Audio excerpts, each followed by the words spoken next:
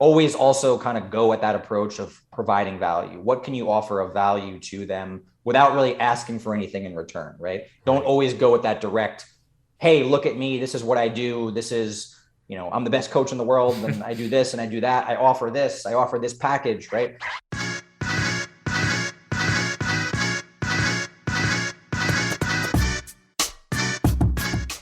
Hello and welcome to the Physical Preparation Podcast. I'm your host, Mike Robertson, and I'll be joined on the line later today by Nick Lambe. Now, before we jump into this week's episode, I want to give you a quick recap of the week that was, what's new in my neck of the woods, and just a little bit of good food for thought. Now, what is new? Last week was a little bit nutty. First week back off spring break / vacation, playing catch up a good portion of the week. Man, you know how it is. Like, the vacation itself is great, but the week leading up to and the week immediately thereafter tend to just be bananas. So I stepped right back into it on Monday, had probably my busiest coaching week of the year because I got almost all my basketball guys back, got a few stragglers that will be in soon, but I got the core group of my basketball guys in. I've got G in. I've got a couple random people that I picked up over the years. I got Jacob in. So a lot going on the coaching front. We dove right in to spring sports. Now, luckily, we had a little buffer. The weather has been just absolutely atrocious here. I mean, as I'm recording this, it is Monday, April 18th, and I woke up and there was snow on the ground. Only in Indiana, mid-April, are you getting a fresh powder of snow. So luckily, it's already gone. It warmed up. But yeah, the weather's been atrocious. It's been rainy. So the kids have a lot of stuff. But the first half of the week basically got canceled because it was so wet. It was so rainy. So end of the week, we had track. Kendall had soccer. Actually had our first soccer game. It was crazy. We had our first practice Friday. We had our first game Saturday. Now, luckily, I had all 12 girls back that I knew from the fall season, and we did all right, as you might recall from that. So it was good, but a little bit of rust to knock off. And we're, I would say, a little bit more skilled team than the team that we played. They're a little bit more just kind of like boot the ball and see what happens. So it's going to take us a couple weeks to get our rhythm and our mojo back. We were down 3-0, 45 minutes into the game. And then the last 15 minutes, we remembered how to play soccer and scored 3 goals, tied it up. If we would have had about 2 more minutes, I think we would have gotten another. But in games like that in soccer, even though you got a draw, it almost feels like a win because of the way the momentum turned and how well we played at the end. So that's that. Cade's excited to get out and play baseball. He was bummed last week. I mean, we missed, I don't know how many practices now, 2, 3, 4 practices. Hopefully we'll get out there tomorrow. But yeah, excited to get him out there. He's itching to play some baseball and get into things. So that's really kind of what's new. Wife had a birthday. That's exciting. My mom had a birthday today. Easter. Like I said, lots and lots and lots going on. But that's a good thing. So my little thought for you today is to pause and be grateful. And I think this is something that is very cliche, something that I'm sure a lot of people are telling you to do, but that also doesn't negate how important it is, right? And this is something that I have to remind myself of constantly because when you get going, when you get in a good groove, when everything seems to be hitting well, sometimes it's easy to skip out on these little things like pausing and being grateful. And man, there's just been a handful of situations here lately, taking pictures with the kids yesterday on Easter and just having some extra time with them the last couple weeks just makes you realize like how awesome my kids are, how awesome my wife are. That sounds bad. How awesome my wife is. I've got this great family. I've got amazing clients.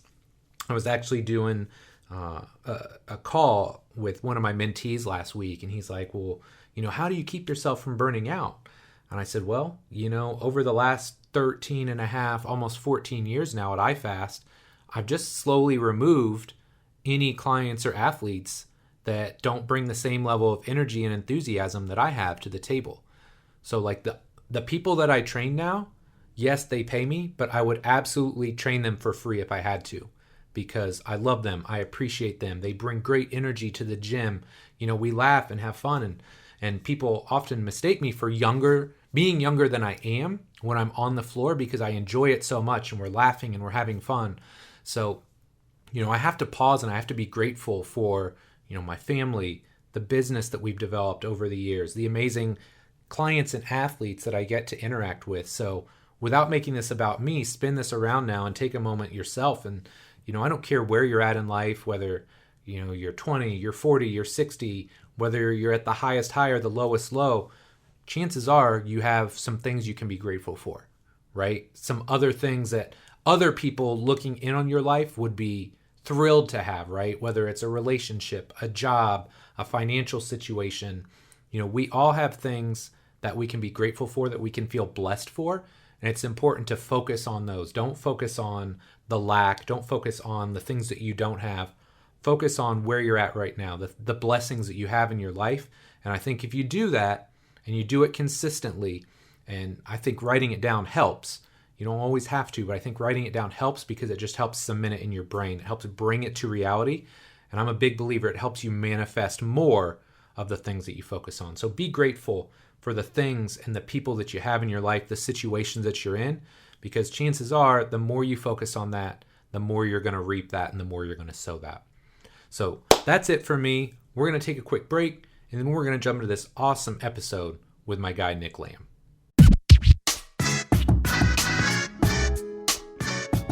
It seems like every day I talk to a young trainer or coach who is frustrated. Maybe they're frustrated with the results they're getting. Maybe they're frustrated because they don't have trusted resources to learn from. And maybe they're frustrated because they simply don't have enough clients and wonder how long they'll be able to stay in the industry. So if that sounds anything like you, I've got something that I know will help. My Complete Coach certification was created for trainers and coaches just like you, who are serious about the results they get and who know that becoming a better coach can directly translate to a bigger bottom line. This certification is going to take the last 20 years of my life's work and put it all into one massive course. In it, you'll learn how to use the R7 system to create seamless, integrated, and efficient programs for clients and athletes of all shapes and sizes. How to create the culture, environment, and relationships with everyone you train so you can get the absolute best results. And the exact progressions, regressions, and coaching cues I use in the gym, from squatting and deadlifting to pressing and pulling and everything in between. Of course, there's a ton more that I cover, but that should give you a pretty good idea of what the cert is all about. Now here's the thing, spots for the certification will only open twice per year for a limited time only. To get on the insider's list, just head over to CompleteCoachCertification.com. Again, CompleteCoachCertification.com, and then stay tuned for emails in the coming weeks. Thanks so much for your support, and I hope you'll pick up a copy of the Complete Coach Certification when it launches. Nick Lambe has been a coach for the last 10 years. He has always aimed to and prided himself on being different in his approach to working with clients. He's a massage therapist, strength coach, sleep coach, and health coach, but envisions himself firstly as a healthcare practitioner. Now, amongst all those lifestyle interventions, Nick has taken a deep dive into the world of sleep. He believes that sleep is the foundation for health and well-being, despite being often underappreciated and undervalued. And last but not least, alongside fellow longtime coach Derek Mendoza, Nick founded the Coached Education Platform, an education system designed to elevate the standard for health and fitness coaches by focusing on the missing links of the industry. This past year, they hosted the inaugural Raise the Bar conference, which brought an unparalleled lineup of 22 leading speakers with a goal of industry growth. In this show, Nick and I cover a bunch of different topics. We start off by talking about sleep and what he's focusing on these days in that regard. From there, we dive into the seminar series he's created and what's allowed him to really grow and thrive during the COVID years. And last but not least, we dive into the topic of Con Ed and get his thoughts on how continuing education will continue to evolve over the years. This is a great show, and I really think you're going to love it. But enough for me. Let's do this. Nick, man, thanks so much for coming on the show here today. Really excited to have you back on. Could you start by just telling us a little bit about yourself? Yeah, absolutely, man. Thank you. Thank you for having me back. I think it's been like 2.5 years since I was on last. So yeah, great to be back on. Yeah, I mean, just for those that didn't listen to first episode, I mean, I've been a coach in the industry for over a decade. Worked in a lot of different settings, mostly the rehabilitative setting. And then within the last, say, 3 to 4 years, I've really transitioned more to the education space, hosting events and courses and conferences, which I know we'll talk about. And I guess my niche, or where I've become more known in the industry, has been centered around sleep and recovery. So on most mediums, I go by the online sleep coach and provide sleep related education for coaches. I love it, man. I love it. And like you said, it's been like 2.5 years since since you've been on, and a few things have changed in the world. But what's new in your neck of the woods since you were on last? Yeah, absolutely. So I think specifically related to sleep, when we spoke last, when I was on last, I think I was in the very infancy stage of creating the course that I had around sleep coaching. So that course released in August of 2020. So we've had it out for about almost 2 years now. And we've had about 750 coaches go through the program, kind of from all different walks, primarily fitness coaches, personal trainers. And yeah, man, that's been the biggest kind of pivot for me, is really, again, been focused more on getting the sleep related education out to more coaches and practitioners, workshops, events, things like that. And then really had the opportunity to, as I know we'll talk about, host some large scale virtual events, which then had the pleasure for me to, along with my business partner, Derek, transition into hosting in-person events. We just hosted the Raise the Bar conference last month, which you were obviously a part of, and went really well. So yeah, just really kind of going all in on the education space. I love it. I love it. And I was waiting for you to say an integral part of, but that's okay. An integral part of the Raise the Bar. The primary piece. Right. I love it, man. Okay, so like you alluded to, last time you came on, we talked quite a bit about sleep. I'd love to start there, even if we don't spend a ton of time on that topic. When it comes to sleep, I feel like we hear the same things over and over, right? Get 7.5 to 9 hours, sleep cycles, sleep hygiene, all this good stuff. But I know you're there and you're diving into this stuff every day. Is there anything new that you've learned in the past 2.5 years that we should be thinking about or applying? I wouldn't say there's necessarily anything I've learned new. Well, obviously I've learned new things. I wouldn't say there's anything that major that jumps out. What I will say is I've really, within creating the course and working with a lot of coaches, I've really doubled down on the behavioral aspect to improving sleep. And I think that's kind of the missing link within what we see in the industry, where, like you said, it's something that's talked about. These hygiene lists still float around even years later, right? These hygiene lists that have no context, no individuality of that person and what they're actually dealing with. And so really doubling down on the ways in which coaches can integrate this into what they do, right? Because the reality is, I've worked with hundreds of people on improving their sleep, and behavior is at the root cause very, very often. Yeah. Even when there is a medical reason why that individual is struggling, once it starts to get into a more chronic issue, there really are a lot of behavior components attached to that. And obviously that's very much within our wheelhouse as coaches and trainers to be able to help with, right? And so I think the other element that I've been spending a lot more emphasis on when it comes to talking to coaches is the business opportunity that sleep coaching provides as well, right? So if I look at the breakdown of the people that have gone through my course, I'd say maybe only 15-20% have actually gone on to offer sleep coaching as what we'll call a separate service, right? Whether it's coaching blocks or setting up a separate business or separate stream of revenue. The rest have been trying to find ways to integrate it into what they do. But I mean, just looking at this in kind of the bigger picture, roughly half the population struggles with sleep in some capacity, depending on how you define what it means to struggle, right? Is it one night a week? Is it trouble staying asleep? Is it fatigue during the day, right? How do we define that? But it's a large percentage of the population, right? So in the United States alone, let's say 150 million people, right? And if we think about the options that are available for those people, firstly, there are only 7,500 practicing sleep physicians in the United States readily available. Wait, and there is not 7,500. Oh my gosh, are you serious? Yeah. That's mind-blowing. A lot of them, not to poo-poo the ones that, have been around a long time, but a lot of them actually have a very archaic way of how they treat and how they look at things, haven't really evolved with the times, right? So you can cut that number down even a little bit. And there's not an influx of those getting into medicine that are, jumping at the opportunity to go into sleep medicine, right? That's not necessarily coming down the pipeline either. And then if we think about the primary options that are available for those that are struggling, it's sleeping pills, which we may or may not have talked about last time, come with pretty serious health risks if they're taken for a long period of time. Or these hygiene lists, which again, there's some good information on there, but there's no context to that individual, right? So I always use the example from an exercise standpoint. If somebody came to see you and said, hey, I want to train at iFast, I want to coach with you, and you just said, hey man, that sounds great. Here's a list of 10 exercises. Go have fun, right? And come back to me, right? We would never do that, but that's kind of what the industry does around sleep. And so there's this huge void and this huge opportunity that I think exists for a lot of coaches. And I know there's varying levels to this. Not everybody's going to want to be a quote unquote sleep coach and offer that as a separate service. But again, if we think about the amount of people that are struggling and how few options there are available for those people, big void. Yeah. So here's what's interesting about this too, and I've mentioned this numerous times over the years. I feel like if you're in this industry for the long haul, obviously it behooves you to dive into the training side and understand training and sets and reps and anatomy. All that's important. But I think you almost need these periods of time where it's 6 months to a year, preferably earlier in your career versus later, where you dive into topics like nutrition, like sleep, because these are things your clients and athletes are going to ask you about.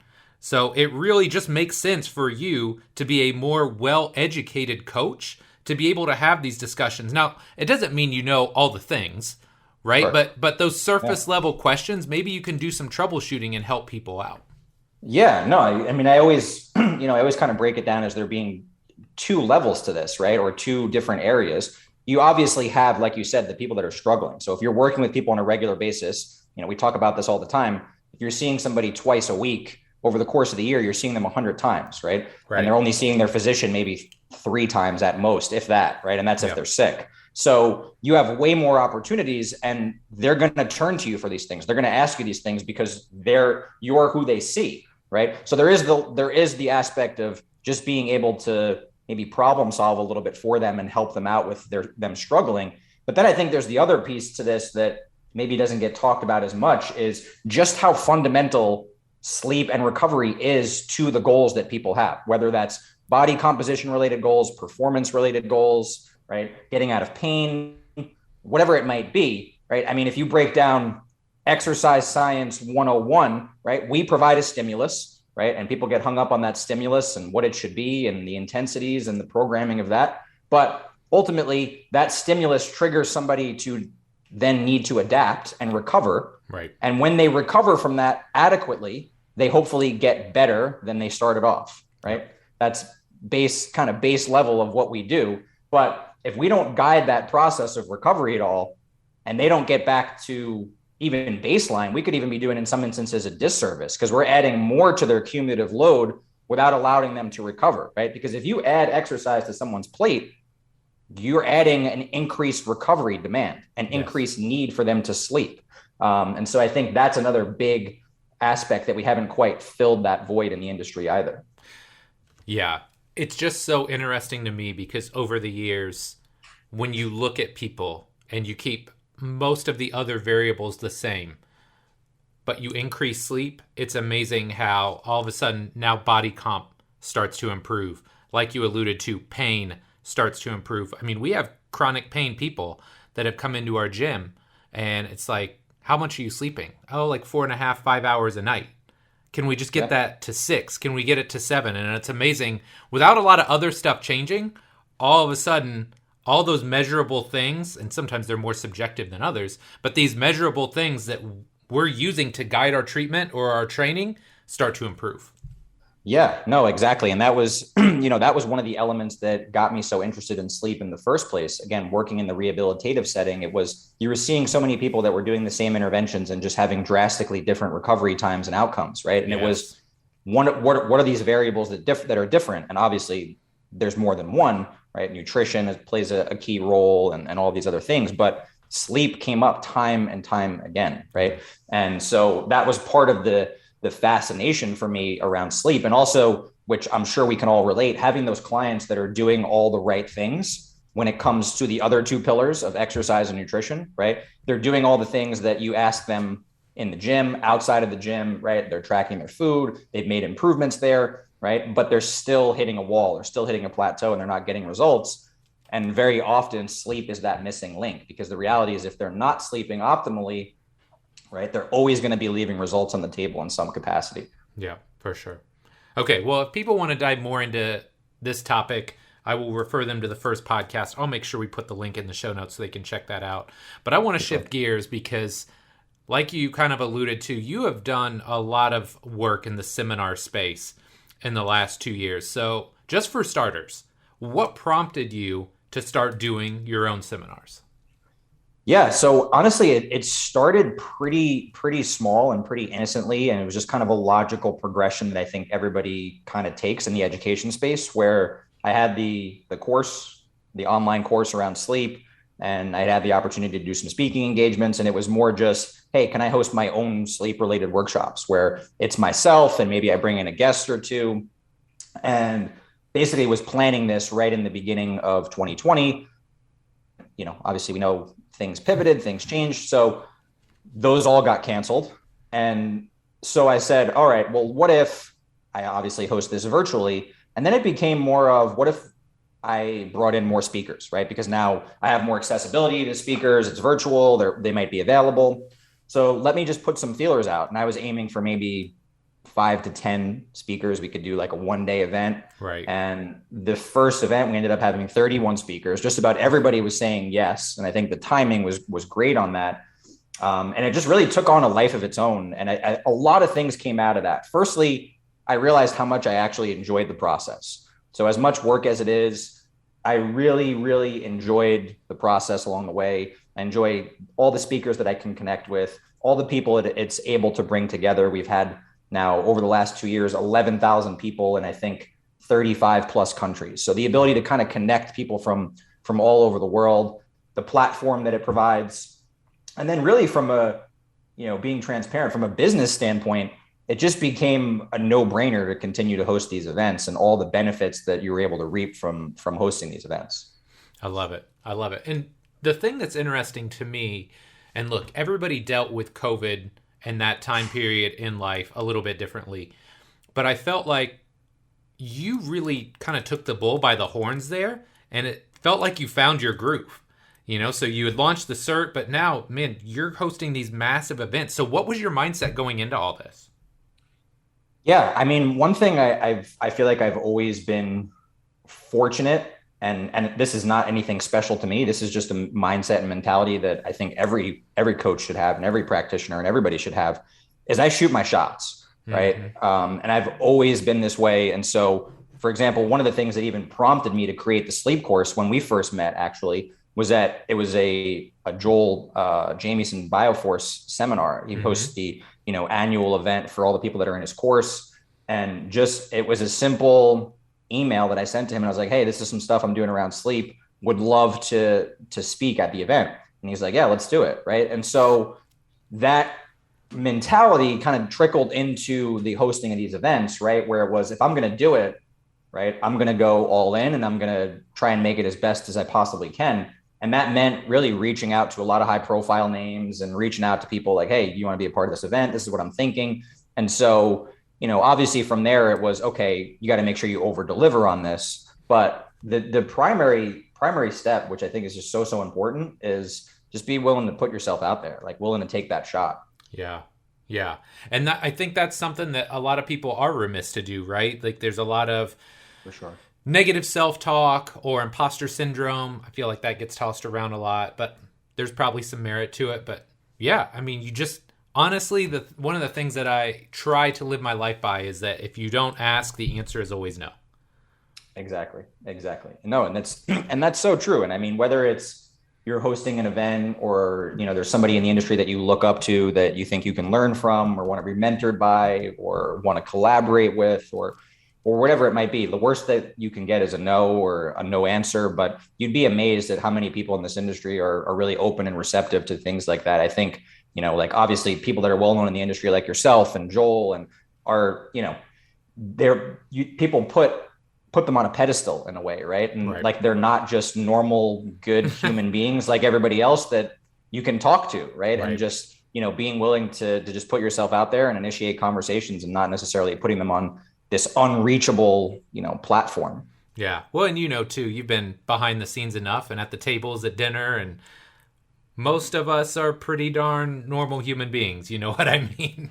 Absolutely, man. Absolutely. Absolutely. I mean, obviously there's a couple exceptions, but for the, Sure. and we won't name any names, but for the vast majority, like I mean, obviously the environment at Raise the Bar was, I think, really representative of that. I Yes. mean, everybody was, and you could just tell it's a network of speakers where they're all friendly with each other and, they're all kind of mingling with attendees and just hanging out. And so, and so much great comes from that. And that's the beauty of events that I love so much, just the energy and the connection. And, with Raise the Bar, we had, the pleasure, I think, of being one of the first pivoting back to in person. Yeah. And man, you saw it, like just how grateful everybody was to be back at an in-person conference. Like I'm sure the energy would have been great regardless, but that just took things to a whole nother level. Absolutely. So let's talk more about that, because as you kind of mentioned, this is the first time a lot of us have spoken publicly in 2 years, or darn close to it, right? I was trying to think. I mean, I don't think I'd done anything since maybe November of 2019. So it had been a while since we'd done anything. For you as a seminar promoter, were you at all apprehensive about putting on an in-person event? And how do you feel like it came together overall? Yeah, I definitely, there was definitely not a lot, but there was a good amount of hesitation just because of the unknown, right? So when we made the decision was around June of last year, where Derek and I made the decision, okay, we're going to do this. We're going to host an in-person event. This is going to be the format. Things were in a pretty good place, COVID wise, right? And obviously that doesn't mean anything because it can change as we know, in a heartbeat. So at that point, we felt like it was a good time to pivot. And so we felt fairly confident. And again, things were in a good place. But along the way, right, that was not long after, say November-ish, October, November, was when new variants hit, things started to surge again. And so, at that point, we were faced with the decision of what do we do here, right? The unknown of, do we proceed? Do we pivot to a virtual event of this? Do we just pull the plug altogether? And I think, the fortunate thing, because we had announced so early and made the commitment so early, was we already had a good amount of equity in the event at that point. We already had maybe 40, 50 people that signed up, maybe even a little more. And so, we looked at it as, hey, even if nobody else signs up and, things really take a turn, we do have a foundation here. And I think that helped. But yeah, there was definitely a lot of struggle along the way to kind of figure things out and navigate. But I think all in all, we were super happy with how things turned out. The energy was great. The feedback was great. We had no technology issues, which is huge. Everybody got there. There was some, like, that weekend and leading up to the weekend, there was these crazy ice storms and winter storms all over the place. And even though people had delays, yourself included, we don't have to talk about that miserable day that you had, but everybody got there. And so, I mean, we really couldn't have been happier with how things turned out. I love it. And I mean, I'm just thinking back now. So you're like 5 or 6 fairly major seminars in now without like giving away any competitive advantage you have. Like, what's the future of your events? Like, what are you thinking about going forward? How do you continue to evolve? Yeah, absolutely. I mean, I think that it's with the in-person events, it's being consistent. And, with that first event, there's so many things we learned and so many things I think we'll do differently. But, I think a big thing I think about with these events, and, there's been aspects of things that have come up, whether it's socially or industry wise or trying to host fundraisers. I've tried to balance what the platform that these events have with using that platform for some type of good as well, right? For the kind of betterment of the industry. And that was, as cliche as that sounds, that really is a focus for Derek and myself moving forward, because we have been in the industry a long time. Derek's actually been in the industry even longer than me. And we have seen a lot and we have struggled a lot. And there are a lot of things that we want to see improve in the industry and for those in it, right? And so that was why we made the concept of the conference Raise the Bar, right? Because it was, hey, we have this platform now and we're going to host events. What should we use that platform for, right? How about elevating the standard of the industry and focusing on topics that don't necessarily get enough attention? And so I think that's really going to continue to be the focus. Maybe they'll be a little more targeted in some of those missing links and some of those areas, but really just hopefully using the platform to continue to elevate the industry. I love it, man. Okay, so kind of a last thread or topic I want to focus on is kind of where your head is at these days, and kind of the evolution of you as a coach, as a mentor. And we had a text conversation before the show, and you mentioned that you want coaches to start envisioning themselves more like healthcare practitioners. So could you explain that thought process a little bit to me? Yeah, yeah, absolutely. And so this is something I've been really passionate about for a long time, really for the entirety of the time I've been in the industry. When this idea was first floated out to me, coaches envisioning themselves as healthcare practitioners. And I think, on the surface, firstly, that term healthcare practitioner comes with a connotation that's attached to it, right? Or a perception where it's, only a licensed medical provider or only people that work in an insurance model, right? All that type of stuff. But to me, I mean, a healthcare practitioner is really anybody who is in any capacity responsible for somebody's health. And so if we take that definition, us, as I mentioned earlier, with the amount of contacts that we have versus really virtually any other provider, we have way more contacts, way more opportunities with individuals to impact their long-term health, right? And to really make a change in all these things that we see in the world. And with that, I think comes a huge role and responsibility, as well as a huge opportunity to really capitalize on that. But what I've found the more I've come across coaches and having conversations is I don't know that necessarily coaches always have the tools and resources to actually be able to do that, right? And so, for example, what I spoke about at Raise the Bar was healthcare collaboration, how you can initiate collaborative relationships with other providers and what that looks like. And because the reality is, and I actually did a survey with coaches, and a very, very small percentage of them have ever reached out to other providers to initiate relationships or have a network that they can really trust and be confident in. And so that's just one pillar or one element. But, the focus for me is really providing a framework and system that allows and empowers coaches to position themselves in that healthcare practitioner role, how they communicate with other providers, how they're involved in their community, how they become more well-rounded in their approach, right? All of those, how they establish better connections, all those elements that ultimately will position them to be more of a healthcare practitioner. I love that.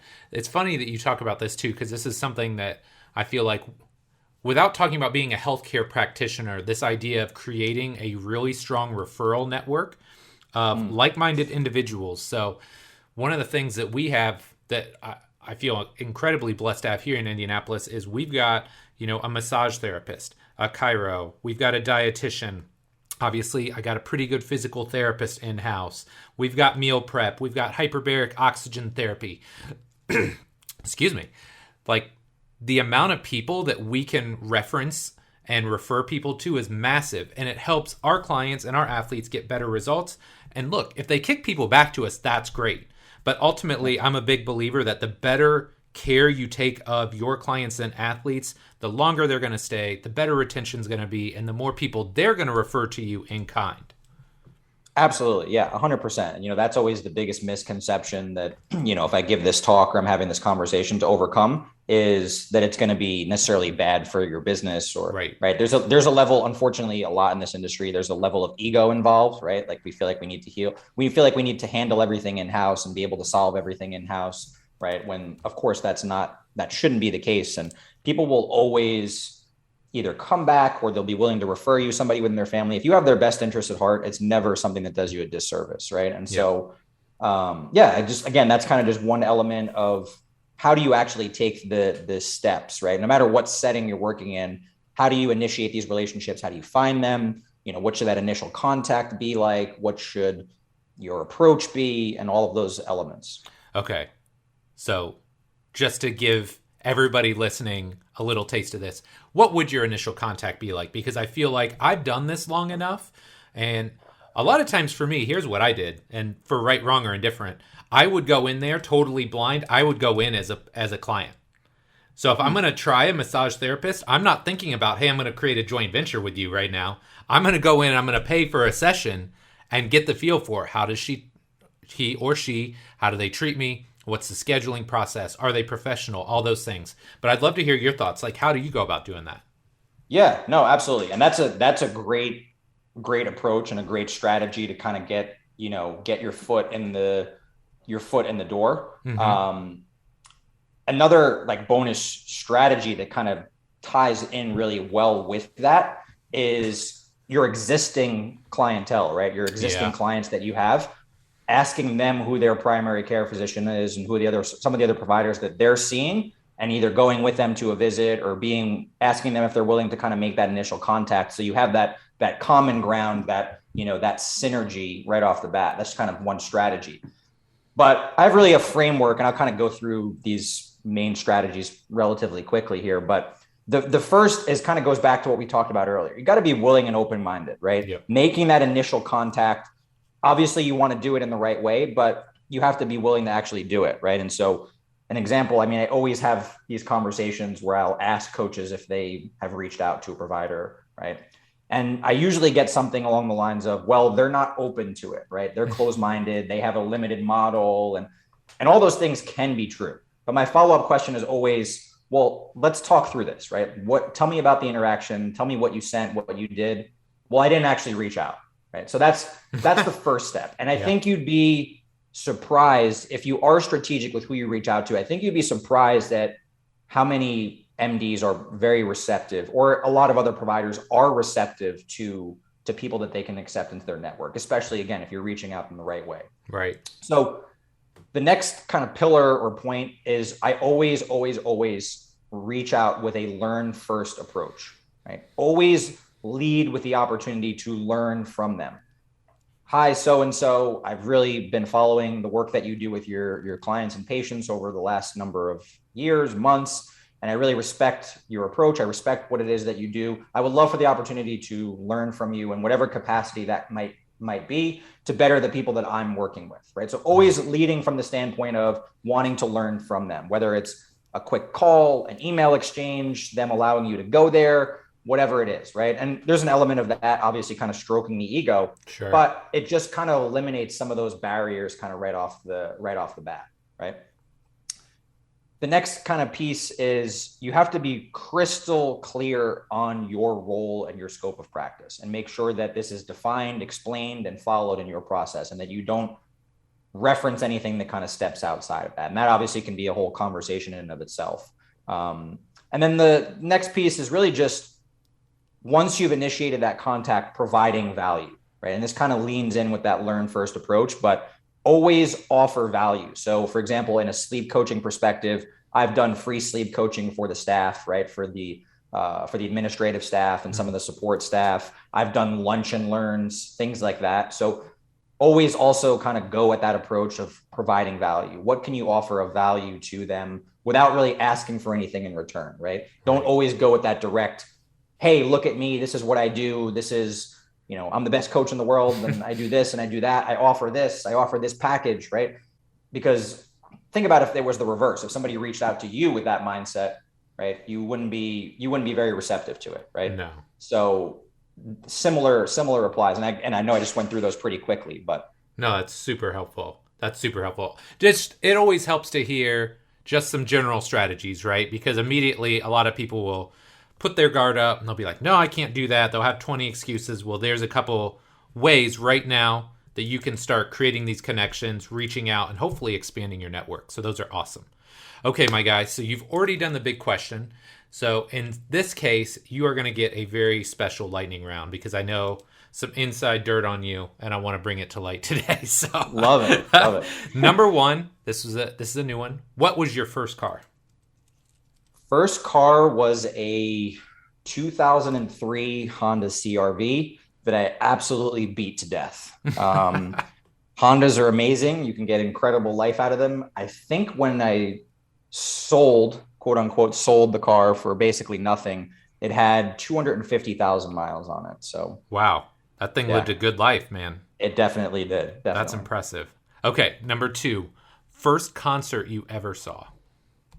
First concert I went to was actually, and maybe, I know this maybe actually ties into something we talked about at the event in terms of like embarrassing music, but I am no longer a fan of this band. And actually shortly after I went to this concert, did no longer listen to them, but this was probably like 6th, 7th grade, was a Green Day concert. Okay. So I like yeah, it. old school Green Day. I Yeah. like it. I like it. Okay. Number 3.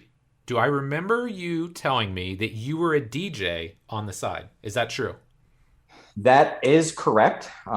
As of right now, I am not currently doing it, although exploring getting back into it. So I started doing it in college, working with an entertainment company at the time, doing weddings, mitzvahs, things like that. Continued to do it after college. Worked with a few different companies, and then unfortunately and admittedly got into the electronic music scene quite a bit. So was producing music a little bit. I had a conversation actually at the event with Nick Winkleman a little Yeah. bit. He's into it, right? Nick produces some music at a much more quality clip than I ever did, but got into that scene for a while. So I was doing like 2 and 3 a.m. sets at clubs in New York City for a while, which is pretty terrible. So that didn't last long, but still the element of weddings and mitzvahs and things like that are a lot of fun. I have said numerous times, but I believe if there was like a royalty for listening to a certain album while creating profitable work, I would owe Dead Mouse a lot of money because there's a lot of just you can zone out and just go to work, and so I think it's like lodged in my brain when I hear whatever the Red album is from like '08. I just go into work for mode. sure. Yeah, Okay. I mean, dance music has changed a lot, but there's still a lot of elements that I will listen to still to this day. Yes. For sure. Okay. Number 4. Here's the question: what's one song or artist that you secretly jam to in your car that you're embarrassed to admit to? Man, so we had this conversation. I know at the conference at the VIP dinner. This was floated around and made for some great conversation. And I think at that point my answer was Adele. Yeah. Yes. I've been a big Adele fan for a while, which is not something I would normally involuntarily float out there, right? But definitely a big Adele fan. And then I think the other thing we talked about was I am a huge old school R&B fan. We actually kind of talked through some artists. So there's a lot of like Boys to Men, Brian McKnight moods that I find myself in for sure. Yes, I love it, man.